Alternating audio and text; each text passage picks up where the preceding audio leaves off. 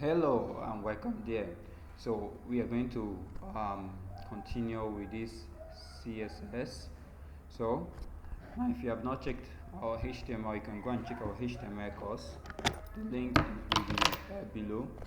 So now what we're going to do is, when it comes to CSS stands for Cascading Style Sheet. So it stands for Cascading Style Sheet and it's used to style your HTML. Another thing you need to know that CSS cannot stand alone. So right now I'm going to create an HTML page. So index.html. So when I let me do this. So index.html. So here I'm going to use the shortcut to bring the HTML frame. So now before you start adding page, I'm going to write some HTML here. I'm just going to bring h1, my heading. So I'm not going to be dealing with explaining, I will not be explaining elements. So if you have not checked our HTML course, you can go ahead and check the HTML course from the link below. So now what we want to do now is I'm going to introduce you to a CSS. So I'm going to get I'm going to bring in a p tag. So instead of this p tag, I'm going to use the lorem to generate text. So lorem 200 to generate text. Put my cursor here and break it. So when now let me bring this at the corner. Minimize this. So now for now let me minimize this also. So I'm going to copy path. So copy the path and go to my browser and paste it. So press enter. So this is what I have. So now first thing you need to know when it comes to CSS is how to add CSS to your page and how to style that page, how to call the element. So now there are different places that we can apply CSS in our page. One is we can come here and apply what we call the inline style. So we have three methods of applying style to our page. So we have the first one, we have the inline, we have the internal, we have the external. So let's start from the inline. So the inline is when you come inside of the element and then write style and then come give it whatever property that you want, and then whatever value that you choose to give to it. So I'm just giving it the property background color and the blue. So when I refresh, you see this element will be styled. So this method is called the inline method. So styling it inside of that element. So if you're not familiar with the inline method, you can continue styling it. You can apply as much property and value that you want inside of this element. I can change the color after that semicolon. Just say color, then give it white. So this is the inline method. So I can go ahead and keep styling it and applying more styles. But now let's move over to the next one. So I'm going to wipe this thing out. So I'll wipe this. Now I'm going to come up here. So refresh to show you that the style is gone. So I'm going to come up here and I'm going to create the style element. So this time around I'm inside of the head. So I'm going to create the style element. So when I come in between the style element, I'm going to call any element. So inside of the style, you can call any element that exists inside of your body. So you can call the body, you can call the h1, you can call the p tag, and as many elements that you add there, you can call any of them here. So let me call the h1. So I'm going to call the h1 here, curly braces. So I'm going to apply background color to it. Pick whichever color you want, just pick any color. So refresh. This is it. So this method is called the internal. Whenever you are styling inside of the head, it is called the internal. Whenever you are styling it inside of the element, it's called the inline. So now this internal, I can go ahead and keep applying as many styles that I want inside of it. can apply call more element I want and still apply property to it, property and value to it. So now let me just comment on this. So if you are not familiar what comment means, it's just a way of hiding the code or disabling the code without deleting it. So when I refresh, the style is gone. So now let's move over to the last method. The last method is external. So external is whenever you create a separate CSS page and then link it to this your normal HTML page, and you can then style it from the CSS page. So let me do that. So I'm going to come here and I'm going to click to create a file. So I'll call that file, let me go ahead and call it main.css.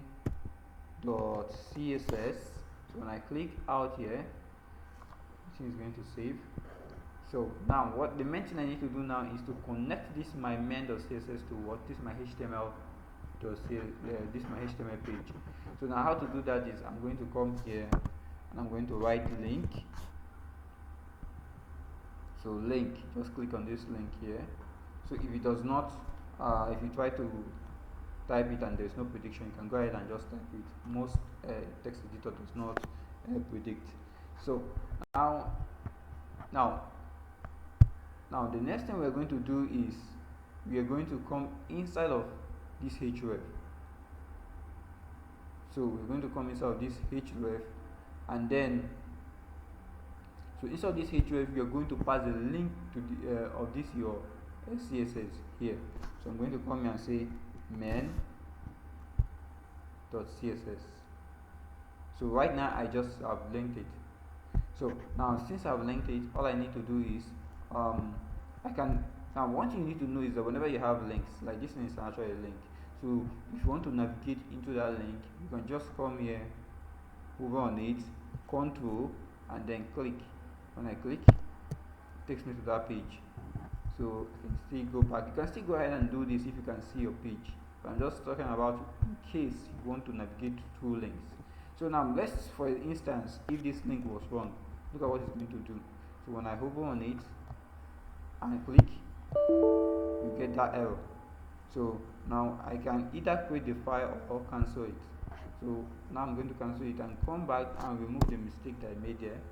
So my link is now going to work perfectly. So now let me navigate into that link again, showing that it's working very well. So now let's continue. The next thing we can do is that we can now style any element that exists inside of our page. So we can style any element. So I can come here now and call the so I can call the h1 or the p tag this time around. P tag, you can call whichever element you want.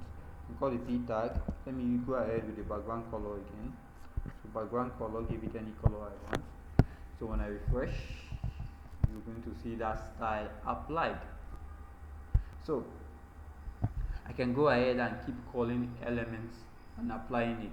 So this, if you remember how you write your HTML, you start with all these frame by writing the doc type that explains that you're writing HTML5 and so on, setting your structure before writing whatever you want to write. But when it comes to CSS, you don't need to start with any frame. So all you just need to do is call the element and then your curly braces, apply whatever properties you want to apply to that particular element. That's all. So as long as it is linked, So now the next thing we're going to talk about is we're going to talk about selectors. Selectors. How do you select elements? How do you call elements here and apply style to them? So let's start from the basic one. We have 5 different selectors. So now I'm going to go to W3 School.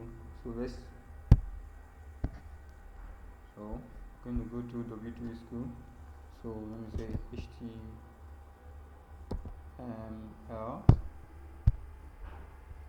So click there. So now let's talk about, let me find the selectors.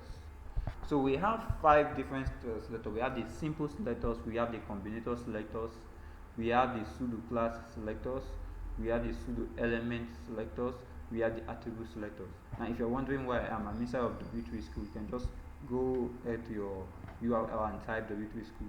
You can have access to this. You click on selectors, can have access to this. So now let's talk about the simple selectors. What does simple selectors mean? So it's a way of styling your element based on the name, based on their ID names, class name, and so on. So if these things I'm just mentioning is your first time of hearing it, now let me go and explain what they are. So now let's start from the universal selectors. So we have the star.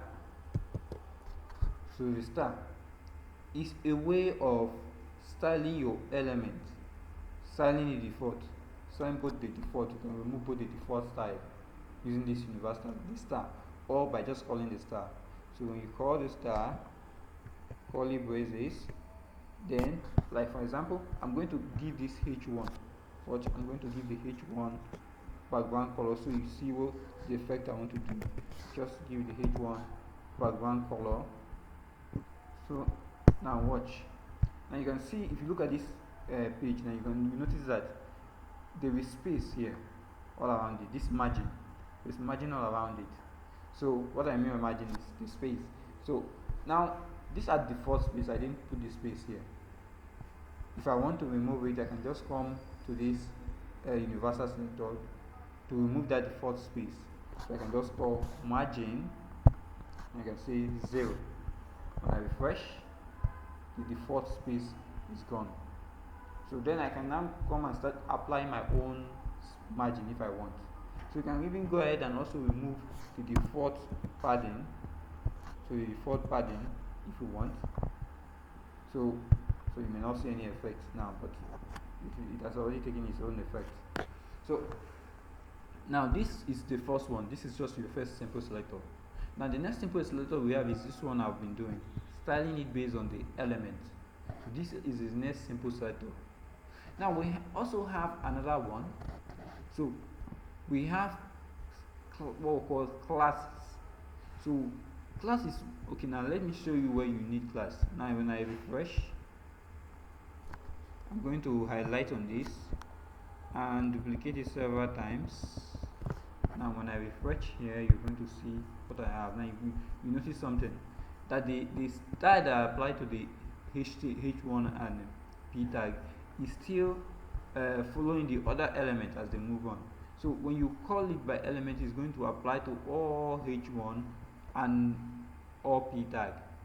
So now what if you want to differentiate? Maybe you have a certain style you want to apply to this particular element that will not affect this other P tag. So how do you do it? That is where the class comes in. So a class is a way of applying, giving group of elements name and applying style to those group of elements. So now let's say for this instance, this particular P tag, so just give it space in the first starting tag. So the class is an attribute and it will always applied on the first starting tag. So on this first starting tag, I'm going to come here and say class. Just type class in this tag, make sure it's inside of the first starting tag. Class, then in between here, give it any name you want. So I'm going to call it any. Give it any name you want to give it. Type whatever I want to give it. So when I write any, so I'm going to go to my CSS style, and then I'm going to dot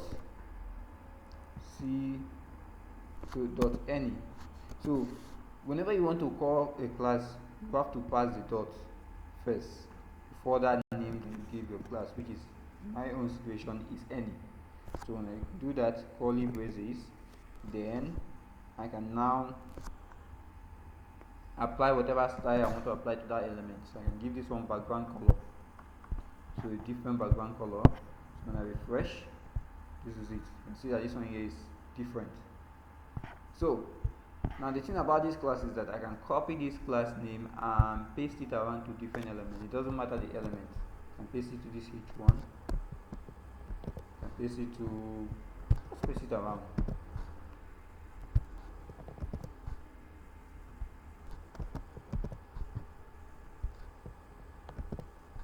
So you see, I'm just trying to paste them around. So this is it. Let me just stop here. Now when I refresh, you notice something. Every single element that I apply that class to, I paste that class in, has taken that CSS style. So that's it. So it's a way of giving group of elements name and then applying style. So whatever style I apply to this particular element, I can even change the color. It will be applied to this particular elements. This particular elements that has that any. So now, what if in this situation you notice that there's no differences between the H1 and the P tag because of the colors are all the same. So I can call this all this H1, or the H1 that has the class any in it and slightly different. So we call this element class selector.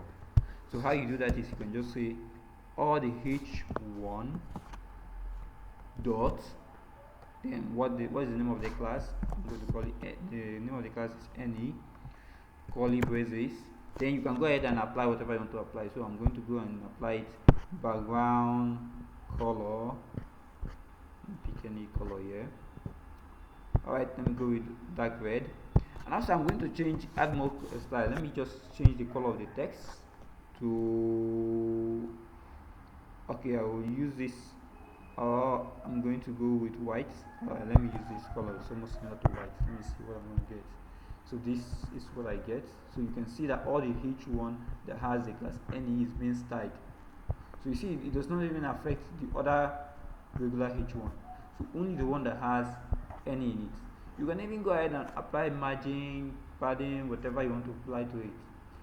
So now let's talk about another one. So giving your class a second class name. Now let me for instance, let me see. Alright, maybe you are now, why do we give class second class name?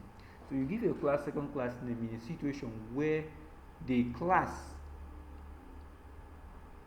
you want to apply a certain style to an element that will not affect the other element. Now let me explain what I mean. So like this particular P tag that is here, let me find it. So this is 3P tag, the third one. So I think this,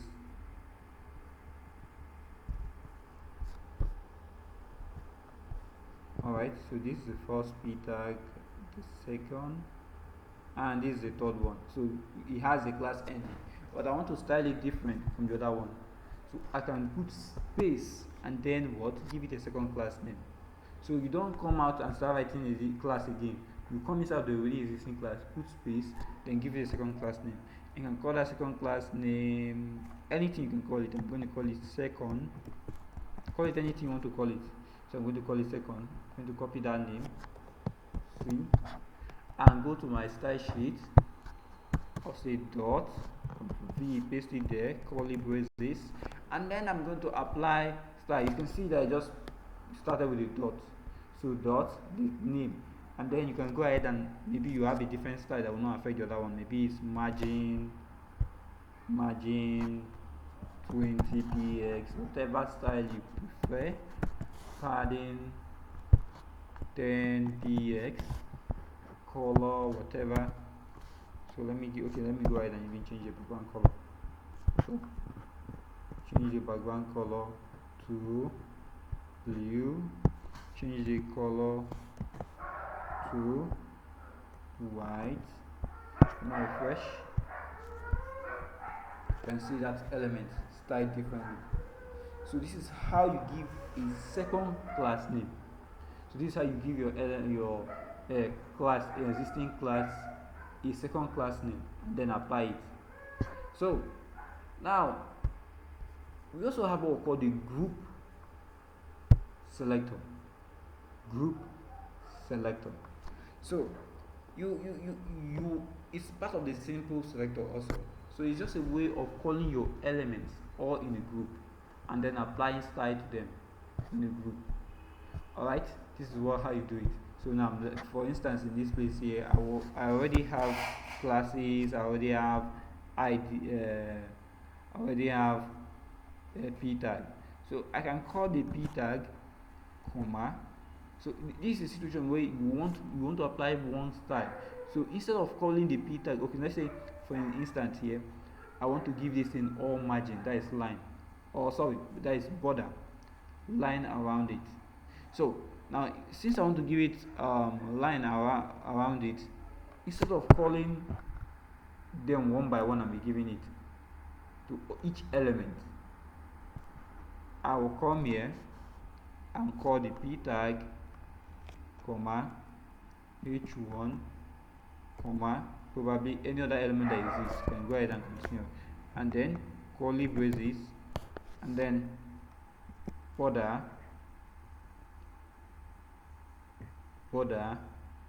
one, let me use figure this in, so 9px solid, then red. So when I refresh, so every of the elements has it now. So this is what we call group selecting. You're calling the element in group, so you can apply style to them. So you can apply the same style to the two elements. So this only happens when you feel like you want the style you want to apply also is the same style you want to apply to the p tag.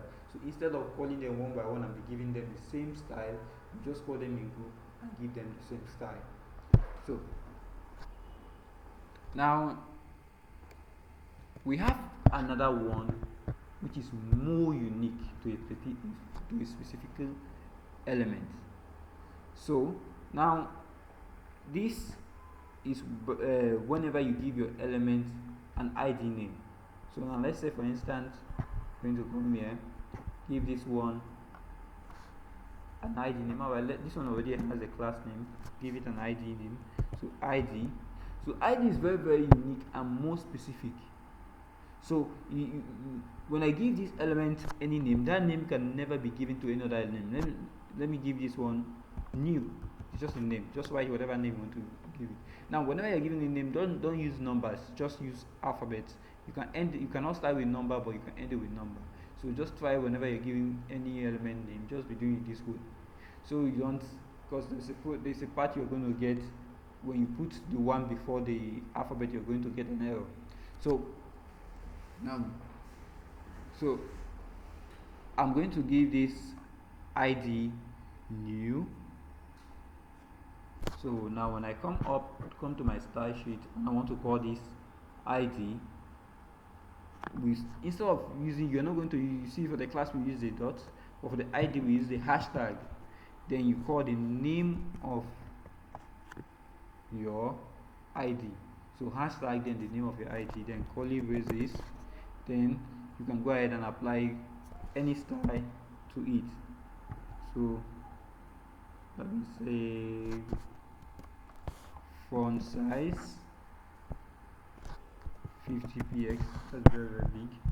So you can see. So you see that it's only that one. Alright, let me reduce it, too big. 20, too big.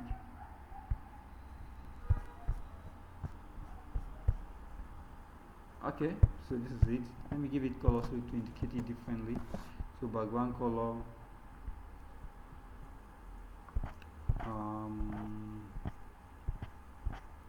let me pick something.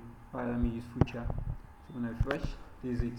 Now this is a way of giving a specific element its own name. Like this p tag now has this name new. I cannot give any other p tag new. I cannot copy this new and paste it around. It belongs to this p tag alone.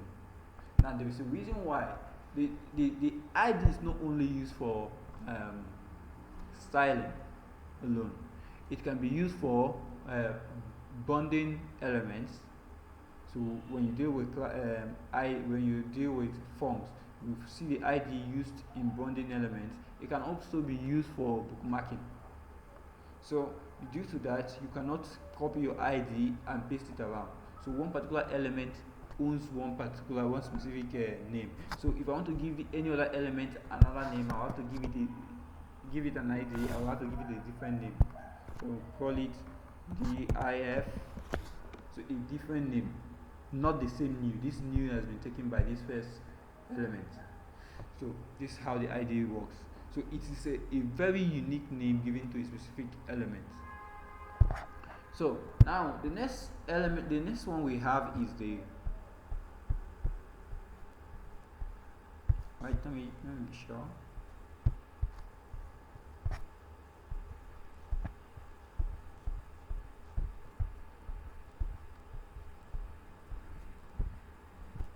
So now the next ones we have is the combinator selector, the pseudo class selectors, we have the pseudo element selector, and we have the last one, the attribute selector.